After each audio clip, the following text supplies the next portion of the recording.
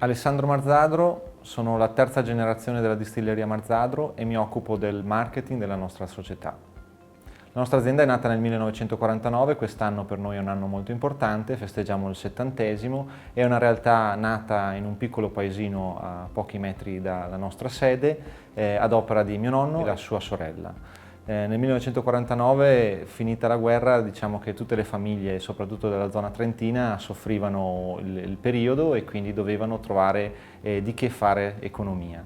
La prozia, che era 10 anni più vecchia di Attilio, andò a farsi fare il primo alambicco in rame e questo fu l'inizio della nostra avventura. Un'azienda nata da una donna che, per portare avanti la famiglia che aveva avuto le sofferenze tipiche purtroppo della guerra, ha dovuto inventarsi un mestiere.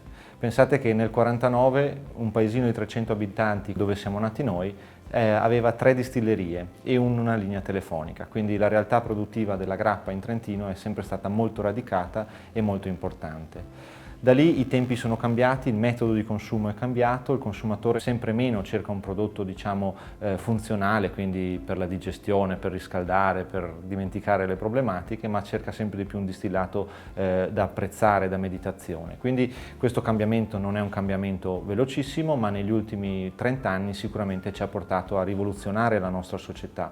L'azienda che ha iniziato col nonno e la prozia aveva la funzione di produrre un distillato distribuito principalmente nell'arco dei 20 km dalla sede e oggi invece l'azienda deve affacciarsi su tutti i mercati, il mercato italiano, il mercato internazionale, con strutture di vendita e quindi il periodo sicuramente è cambiato. Alla fine degli anni 70 la seconda generazione si affaccia alla realtà aziendale familiare e inizia a mettere le mani nella gestione operativa della nostra azienda. Già lì si iniziano a vedere i primi cambiamenti, il Trentino inizia a subire dei grandi cambiamenti legati ai flussi turistici, quindi questo ci obbliga a modificare, a modernare e a rendere più attuale tutto quello che è la produzione. Negli anni 80 e negli anni 90 per questo motivo l'azienda inizia a produrre anche tutta una parte di liquori a base di frutta e grappa ovviamente